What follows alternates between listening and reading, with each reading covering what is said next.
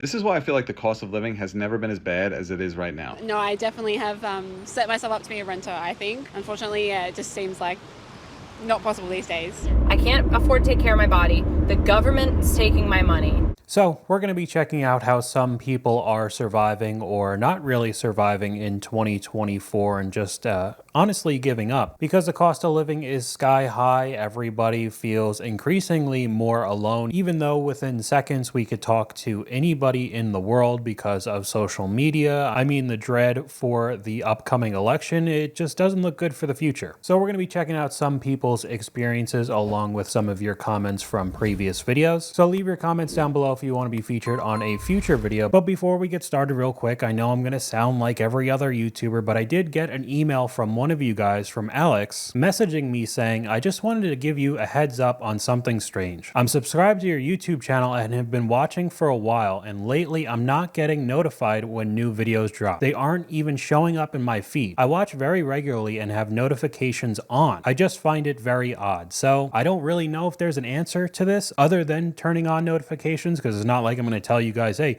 come to my channel and check it out every day just in case I made a video. But I guess this is happening to some of my viewers, and this is not something new. I've heard of this for years with every YouTuber, every sort of different niche content on the platform. It's just an issue with YouTube. So if you are having this kind of problem, maybe turn on the notification bell. You might get notifications, maybe not. But I just wanted to give you guys a heads up. But we're going to start off with somebody who I think a lot of people will relate to. This is why I feel like the cost of living has never been as bad as it is right now. Because it used to be when the cost of living was high, it was for the things that you need in life.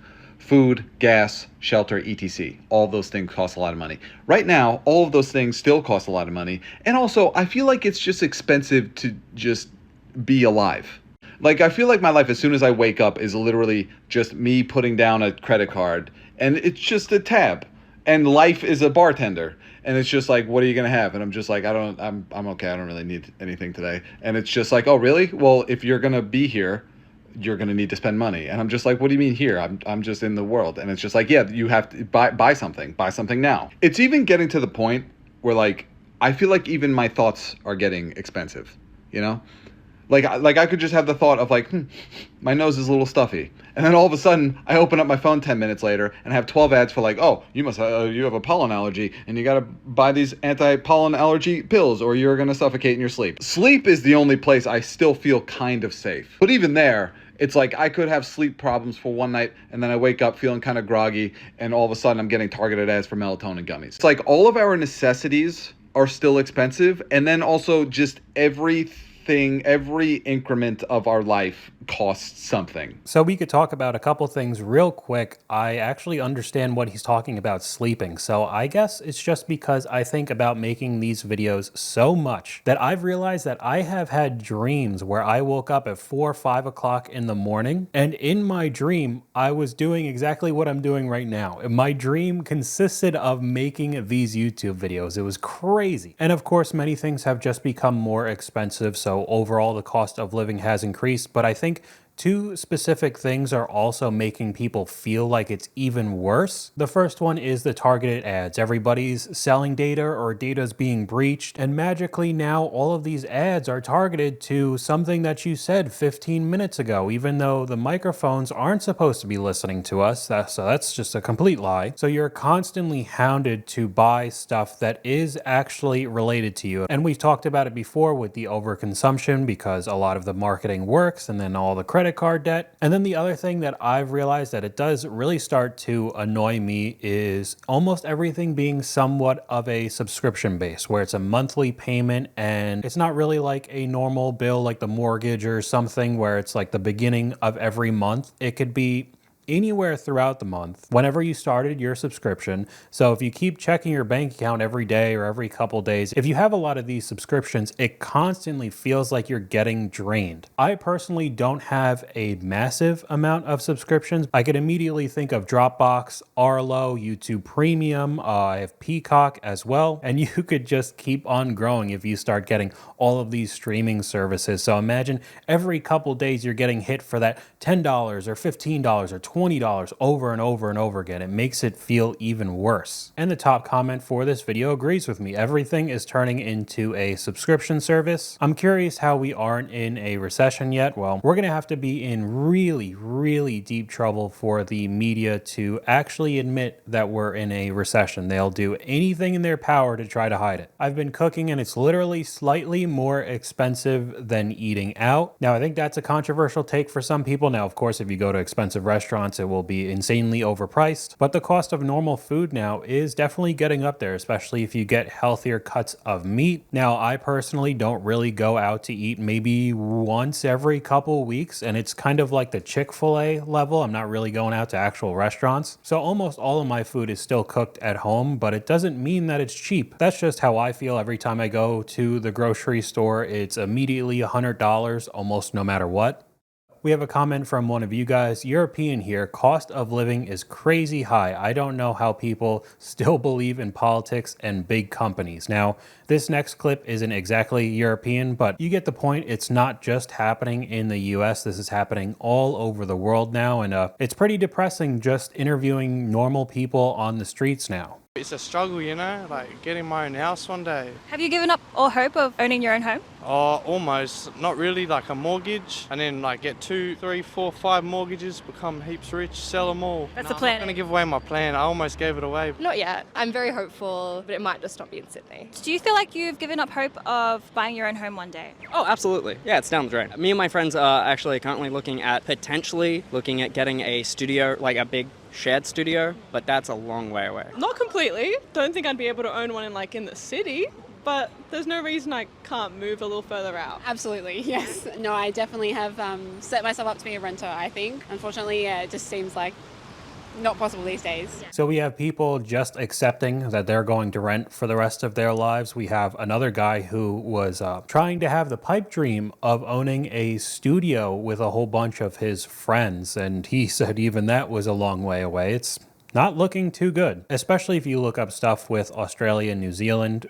You think our problems are bad with all the housing prices? It's nuts over there. I'm genuinely surprised how there's not more Australian people moving out of the country to somewhere else. I've heard the exact opposite, actually, that there's a whole bunch of immigrants moving in. Some of the comments from this video: best way to get a house is to inherit one. I definitely do agree with that. A free house is pretty solid, but that's a overwhelmingly minority of the population are actually getting lucky enough to get a house like that. The comment and the reply to this I just thought was funny and depressing at the same time. In my 20s, I thought it was hard too. Then I worked hard and chipped away at it. And then the reply is, what year was that, buddy?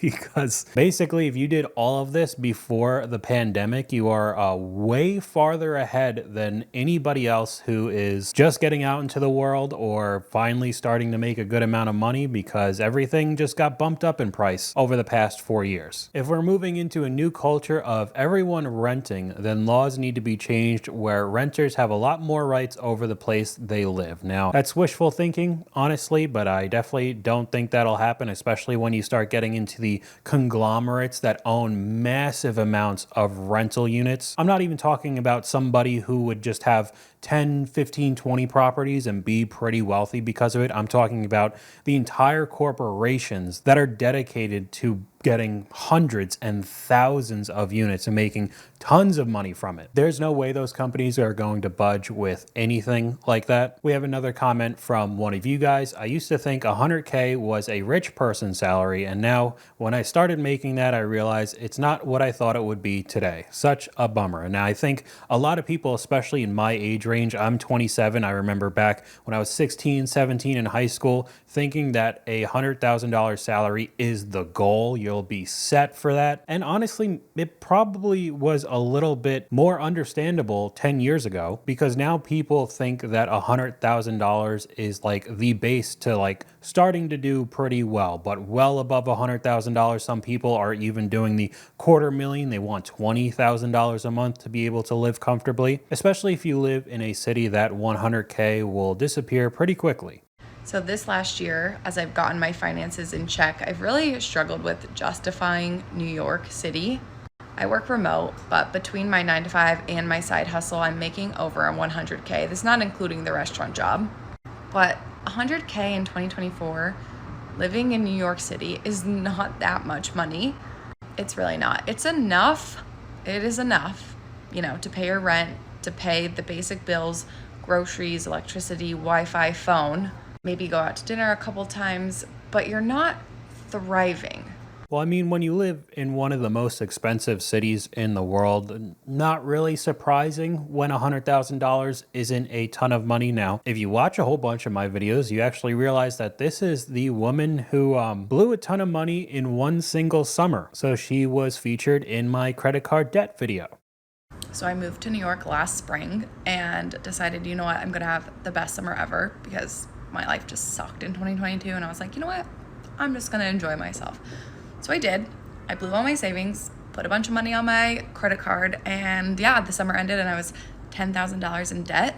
So I'm not saying that negative $10,000 she had would be the complete game changer to being able to either just scrape by New York City or thrive and be the super ultra wealthy, but having to clear out all of that debt while also living in a very expensive city like that and then finally starting to make a decent amount of money, 6 figures, still probably puts you behind overall. Now, I'm happy at least that she did get out of debt, and unless she is the type of personality that absolutely needs to live in the city, probably the next goal for her is to be able to get out of that environment and somewhere that has a reasonable cost of living. But with a lot of people who live in New York City, they just don't really think that way, and then they kind of end up barely surviving with a salary that would be pretty decent in other areas. We have another comment from one of you guys. I gave up. I've accepted my retirement and will be living in a car. Now, we've talked about van life before, and I think it would be cool for a little bit. I don't really see myself living in a van forever, but I think a good amount of people who don't really have the option to, and we're not even talking about a van or an RV, we're just talking about their normal everyday car, nothing tricked out, no big off-roader, just a normal sedan that they've had forever, because rent or buying a house is just out of the question for a lot of people. See, this is one of the most frustrating things about the housing crisis right now. Whenever you mention it, at least 1 or 2 people in the room are going to say one of 2 things. Either you're lazy and you're not working hard enough,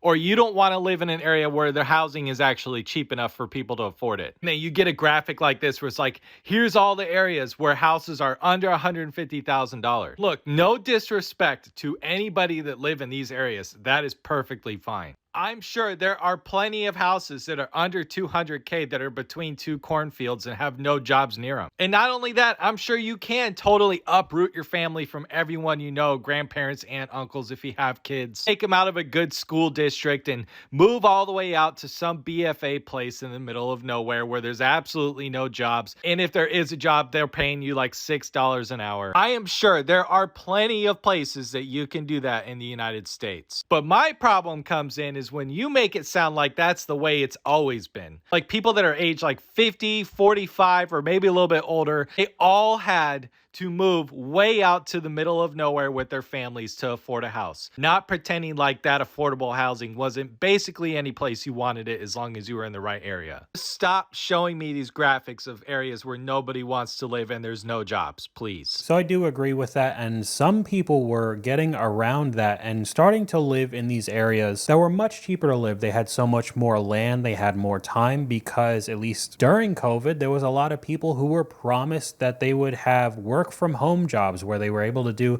their normal corporate office job on one of these forever. Seemed like a pretty good deal. You just had to clock in, maybe do a few Zoom calls, do your work, and then you'd be done. Now you could live in the middle of nowhere and have some gigantic house for half the price that you normally pay for wherever you lived before. But now you could see that a lot of these companies are just pulling back on that, just walking that statement right back and telling people that they have to be near an office again or they're going to get fired. So I've heard that that's a way for a company to kind of fire people without firing them, which I think is really, really messed up, especially promising that you're just going to be remote 100% of the time and then just walking that back. That's just a straight up lie. I don't understand how some of these companies haven't gotten sued for it. But I was even looking at that graph, and where I live in North Carolina, I've driven a pretty far radius where I currently rent just to see some of the housing prices and the differences in where I live and where I've been looking, and even some of the areas that were shown to have houses that were on average $150,000 is not true anymore. So I would say now even that graph is dwindling because some of those areas have been bought up and flipped or turned into apartment complexes and really livened up the area and made it a lot more expensive. We have a comment from one of you guys. We bought our house in 2009, a 3-bedroom, 2-bath, 1,200 square foot home. Nothing fancy, but our payment is only $735. We are never moving, and I would do the exact same, honestly. People my age would kill for that mortgage. My girlfriend's parents bought their house quite a long time ago, and they live pretty far away in an area that's not as populated, but their mortgage is only $500 a month. I would feel like I was a billionaire if I had a house that only cost $500 a month. I'd feel like I'd have so much money. But now just searching across TikTok, I've started to see a trend of people making videos about the things that they gave up because of the cost of living. Things that I have given up as the cost of living increases. The first thing that I've given up is fresh fruit. So you won't really catch me buying fresh fruit unless it's like the occasional banana. Guys, it's just too expensive. The second thing that I've stopped doing is purchasing really crazy prints and colorful clothing. I know it's giving the Great Depression, but it's honestly just so much more versatile to switch out. I've bought less like risky clothing and just really safe options that I know that I'll feel comfortable with and wear. The third thing that I've stopped doing is buying activewear. Since when did everyone look so good at the gym? And activewear is so expensive, and I just refuse to spend money on activewear. I just reuse the same things to the gym. Now I know that these aren't earth-shattering. It's not like, oh, you know, I only eat every other day. It's not that bad yet. But when you start seeing trends of this and just video after video of people talking about all the things that they gave up just because of the increase in cost of living, I mean, that can't be a good thing. Even with all of the arguments of inflation and it going back down right now in 2024 to around that 2%, it doesn't mean that any of the price hikes that we've seen over the past few years will ever go back down in price. Maybe it just won't increase as crazy as it's been, but that is the new normal now. So if people can't afford it, there's no real solution to that at all. Here we have a comment from one of you guys talking about the tuition, which I just made a video about recently, and all the price hikes and how expensive it has gotten to be able to get a degree to hopefully get a job one day if you're lucky enough. My undergrad degree cost about $10,000 for full 4 years of tuition at an R1 university from 91 to 95. That same exact degree at the same university now costs $65,000. If universities raise tuition in line with the overall national inflation, that degree should cost $19,000. So if you think universities just raise prices because of the inflation, you know, increased workforce, obviously having to pay more for that, and all of the other BS excuses, that is clearly not the case. And now, especially at big universities, they have sports complexes and stadiums that are NFL and actual professional league level stadiums. Training facilities, I mean, they treat the players like they are actually pro athletes because of the amount of money that they bring in. So these universities are more of just a business to make money instead of actually helping people learn. But we could go over to this article talking about finding fulfillment in your job. New research finds that millennials and Gen Z, aka younger workers, do not care about finding fulfillment and following their passion at work and having purpose. None of that really matters. And a big reason is because the employee-employer contract is broken. Employees are not getting what they need to survive and thrive in today's world, a world which is becoming very, very, very expensive regularly. And so money is king. It really always has been.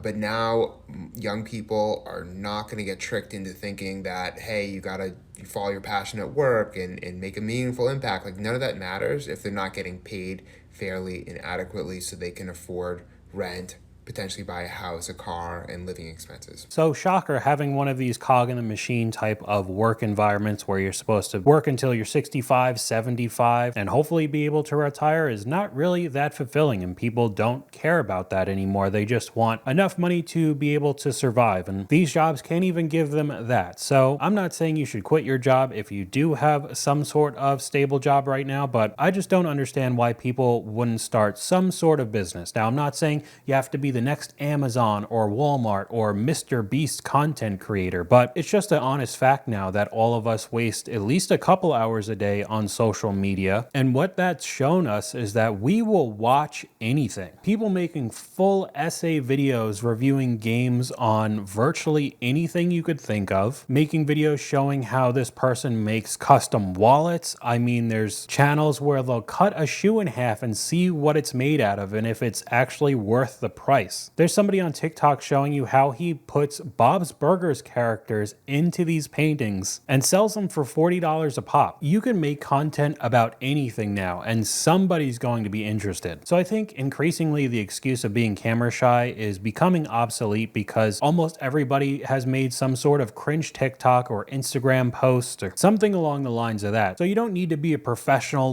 speaker like you're on the news right away. And I think one of the best examples is myself. Why do you think that there's so many jump cuts in these videos? I might sound like I'm a very calm person, but I'm thinking of 10 different things at once in my head all the time. When I'm saying this sentence to you in my mind, I'm already thinking about the next sentence. So I end up messing up a lot in these videos. But the nice part of YouTube and social media in general is that you could edit your videos. It's not like you're on the news, you're live on the air and you have one shot to get the perfect take, or you've just completely messed up and ruined it. So I mean, any little thing will help, and maybe it will find another passion in life or fulfillment for you, much more than just sitting at a cubicle or working for a boss that you hate for decades and decades. And even if making content or starting a business doesn't become a full-time income, it'll still get you ahead more than just leaning on a salary that you'll get a paycheck every couple weeks. And hopefully you'll be able to invest the little amount of extra money you have to be able to retire and live comfortably when you're 70 or 80 years old. We have another comment from one of you guys. Anyone who has ever said money can't buy happiness is wrong. Money can buy food, shelter, health, transportation, and safe drinking water. Now, I agree with it in the way of what my goals are. I've talked about it a couple times. I want to be able to retire myself and my parents as quickly as I possibly can. And it's not because I just want to sit back and be lazy for the rest of my life. I'm going to sit and play Call of Duty for 10 hours a day and eat Doritos. It's just to have the peace of mind and all the pressure lifted off of having to pay for bills or constantly make enough money for the next month, or be able to save up to buy a house or start a family, have kids. Because I don't think that I'll ever actually legitimately retire and sit on my ass all day. I think I'll go stir crazy within like a week. But just to be able to have enough money that there isn't any pressure that, oh, I need to make a couple $100s today or I'm not going to be able to pay the utility bills. And I think that's how a lot of people see money now. Don't you love when you live paycheck to paycheck and then you go to the dentist and find out that you have $5,500 worth of dental work to get done? And they're like, yeah, you could do a payment plan, $450 a month for a year, and you have bad credit and you don't qualify for credit. So you either have to pay out of pocket $5,500 with including insurance, it's $5,500, or your teeth rot out of your face. Because that's where I'm at. I'm at the point where I have to pay $5,500 to fix my painful teeth, and I don't have money. So that's my life right now. And if you're going to tell me to budget or manage my money better, I pay my mother bills and then this shit happens. Then the dentist tells me I have to pay $5,000. Like, bro, don't get me started with this shit. I can't remember what stat it was, but it was a good chunk of Americans had less than like a couple grand in savings accounts, or a whole bunch of them just did not have any emergency funds at all. So when something comes up like this, $5,500 is actually pretty crazy. I know if she didn't have insurance, maybe it's not as bad, but her teeth did not look bad. My teeth are jank, and I have not spent over $5,000 for my teeth, but that doesn't really matter in this situation. It's just the lack of having any sort of savings or emergency funds, and that's become all too common for a lot of people now. Don't you love when the IRS randomly sends you a $2,700 bill and tells you that you didn't pay enough taxes one year? And then they tell you you can set up a payment plan. So you set up like $40 a month because that's all you can afford right now. And they basically come at you and they're like, just so you know, if you pay $40 a month for the next 6 or 7 years, you're going to pay $6,000 in interest. So even though I originally owed them $2,700, I'm going to pay like $8,000 to the IRS. Okay, so we're going to cut this clip in half, talk about the first one real quick. Unless you're a 1099, like, self-employed type of person, I just don't understand when there's mistakes when the employer you work for is the one who's taking out all of the stuff that needs to be taken out before you actually get your check. And then you could see, list by list, the amount of money that you're losing every paycheck. And then somehow that there's a mistake and you still owe a couple $1,000s. I just don't understand how that happened. I was lucky enough when I did have a normal job to never have that happen because I'd probably lose my mind. But now that I have 1099s, I have to do it all myself, and I could see specifically how much money I lose all the time. You can't make this shit up. So now I owe the IRS. My teeth are literally rotting out of my head. I got to go to a dental school. I'm praying that I've called them like 3 times.